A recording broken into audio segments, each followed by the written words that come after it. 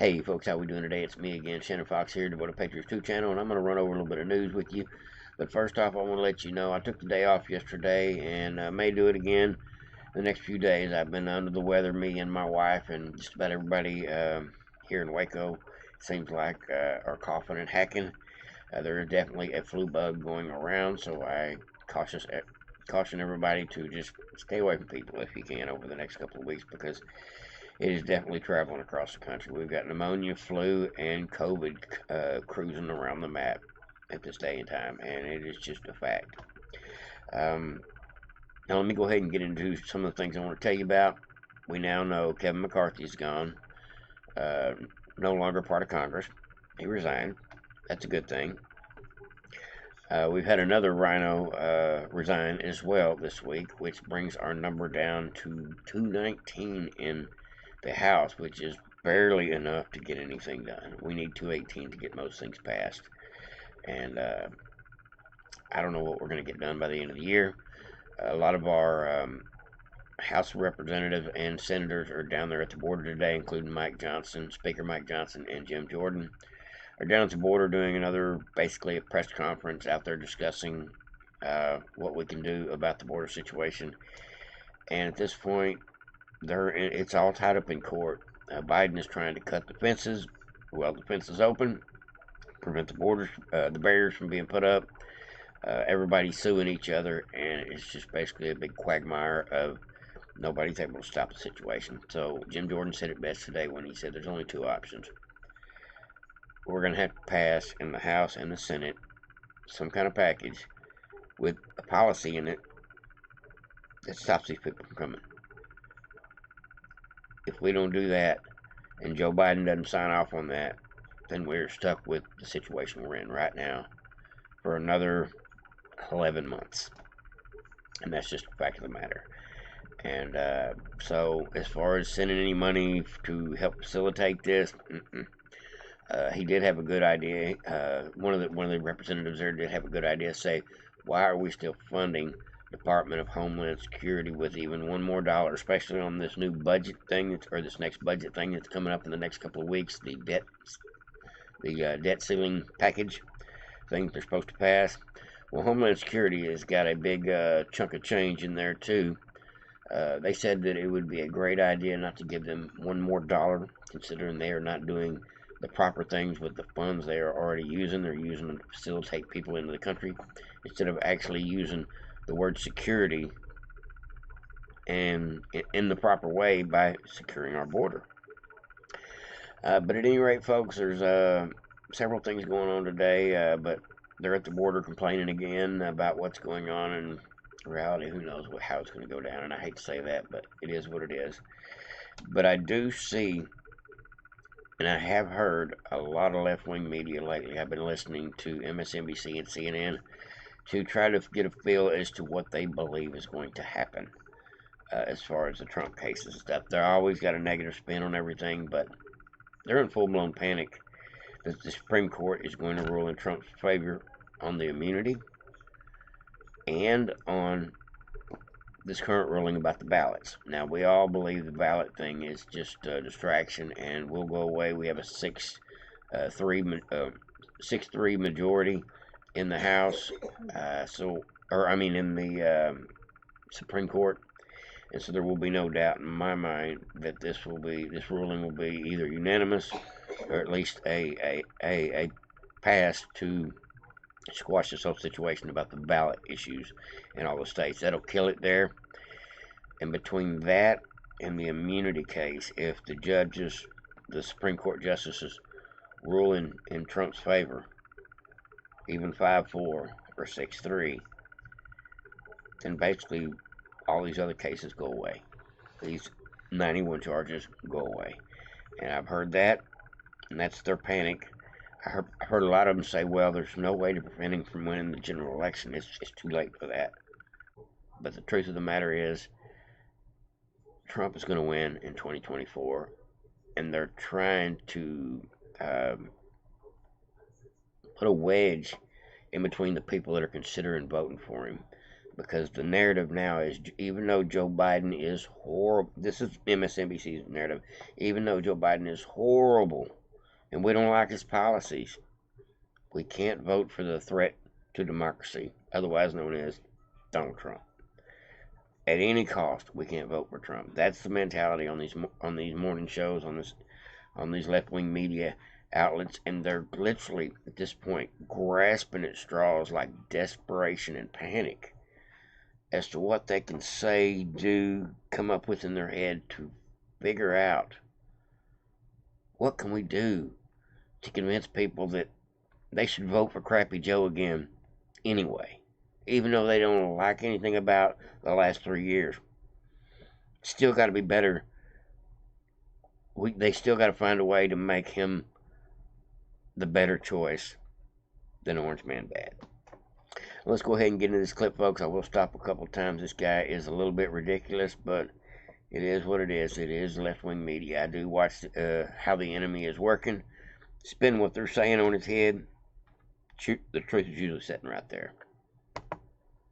The Capitol attack may still be a liability for Donald Trump in the next election, but not with his base or in this primary. In the latest Washington Post University of Maryland survey, 50% of adults say the protesters who stormed the Capitol were, quote, mostly violent, while that overall number is down from a December 2021 poll that's largely because fewer Republicans now believe that to be true.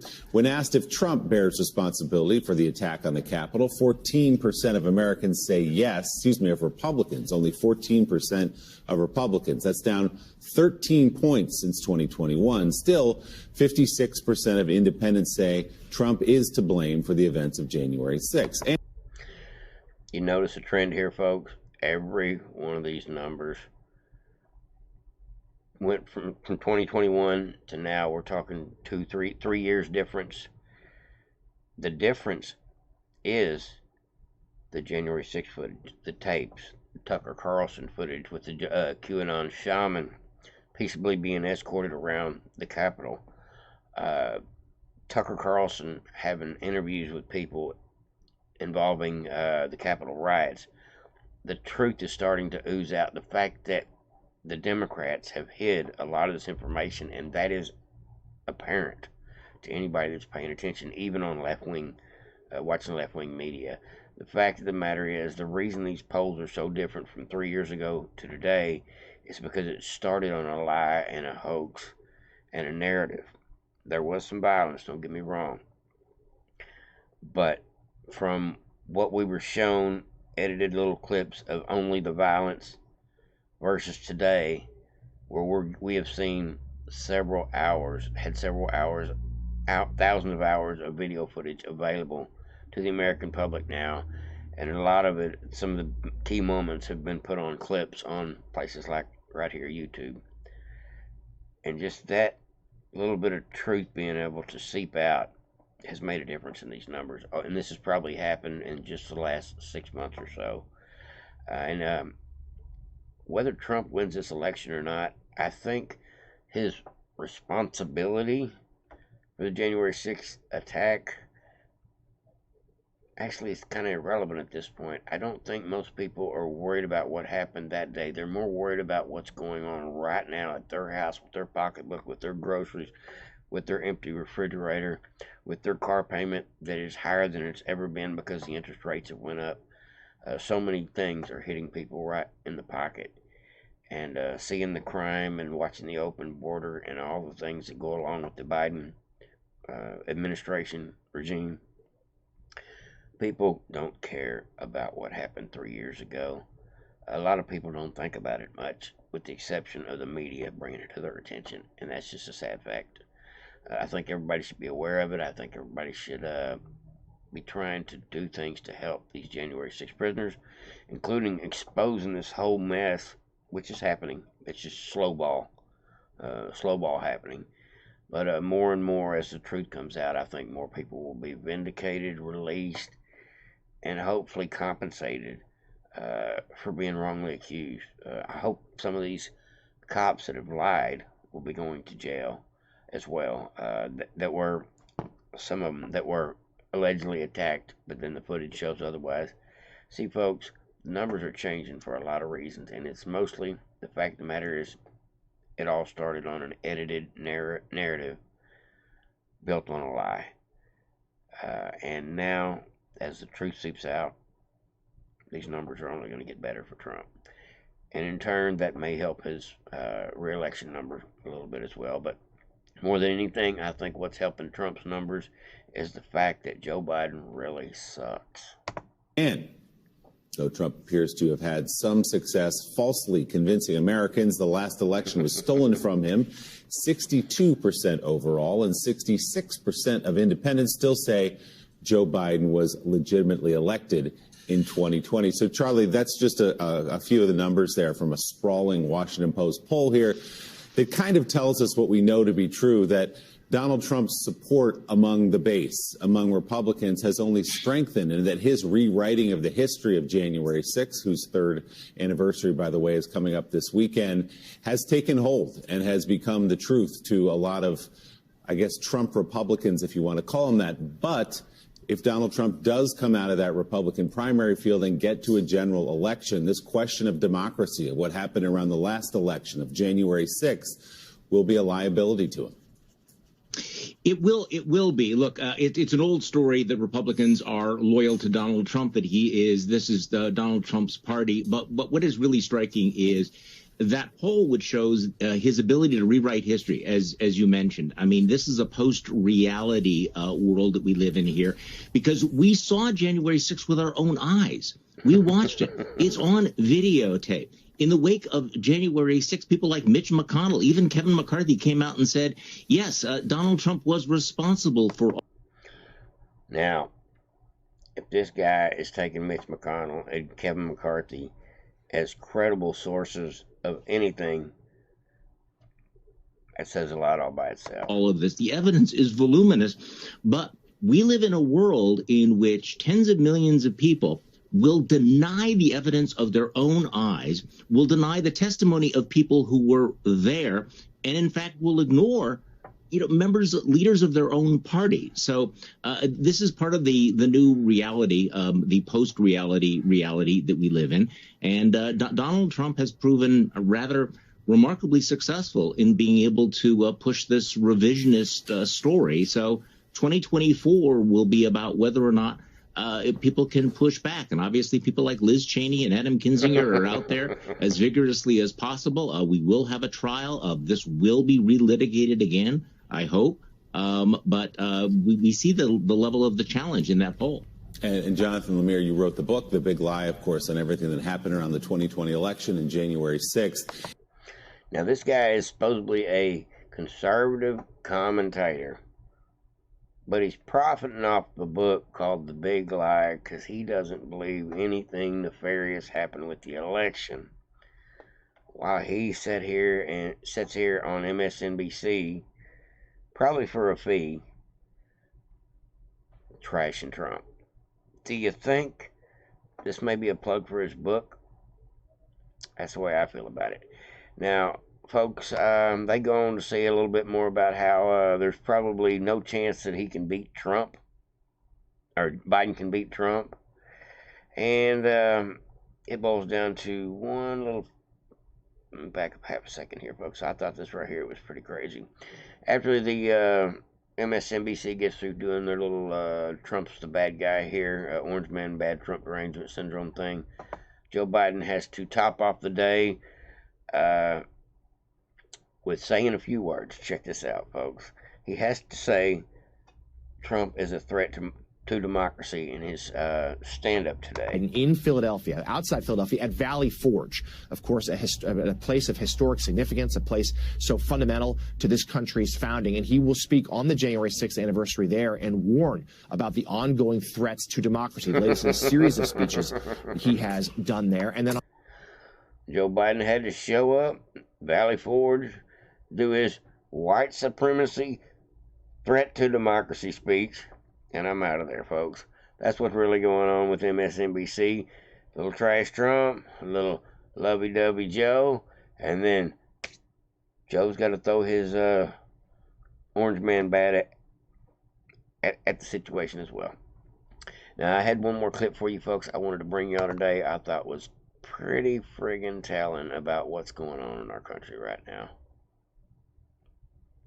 Folks, this border issue is getting so serious that people are changing party affiliations behind it. So I brought you this video. I brought you a few videos in the past like this where people are complaining about the situation in Chicago and New York because they now have to share with the migrants some of the city's resources. They really don't have a whole lot to complain about at this point, considering they are not Texas or Arizona or New Mexico or California, to where these people are flooding in by the millions, and by the 15,000 a day at this point is what the number is. It's probably a lot higher than that, but that's a confirmed number at this point. And most of these people are in Texas or in Arizona, as far as I can tell, as far as the sectors that where most of the flood of people come through. And only a fraction of them, 100 and something thousand, have actually been sent up north by Abbott or by DeSantis. The truth be known, I don't hear them complaining about the fact that Biden is sending planes and buses in the middle of the night to large sanctuary cities all over the United States, nonstop. There's been several podcasters and TikTokers catch these people getting on these flights, 40, 50, 60 of them at a time, just moving around the country. From illegals at the border to send you anywhere you want to go by the dozen. Pretty sad situation, but Chicagoans are sick of it, and this will probably be one more nail in the coffin on Joe Biden's 2024 chances of beating Trump. This, check it out. American citizens, American children who are already struggling academically. You're gonna bring in a new group of children, a new group of people, take those resources away from Americans to accommodate this new group of people. That is going to make the children going to fall further behind. Unemployment is going through the roof. Poverty, crime. This is going to impact our communities across this city to the point to where violence, murder, robbery is going to spike. Not just with Americans, but also with these people coming here. 3,000 illegal immigrants are living in this factory, almost a half a block long. And this is going to transcend into public housing. They keep saying that there will be no public housing for illegal immigrants. That's not true. So we pay to be homeless basically now as United States citizens. We're going to flip Chicago red. The Democratic Party is done in Chicago, and that's a fact.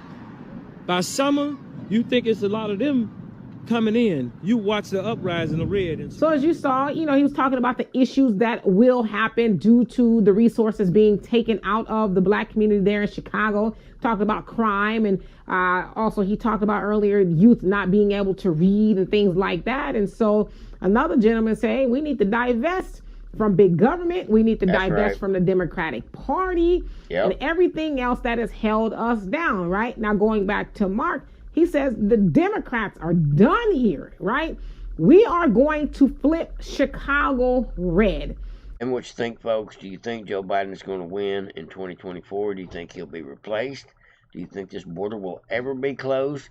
And do you think people are going to be fed up with the border situation and Biden to the point that we turn this whole map red before it's all said and done? Everybody have a great day. Over and out.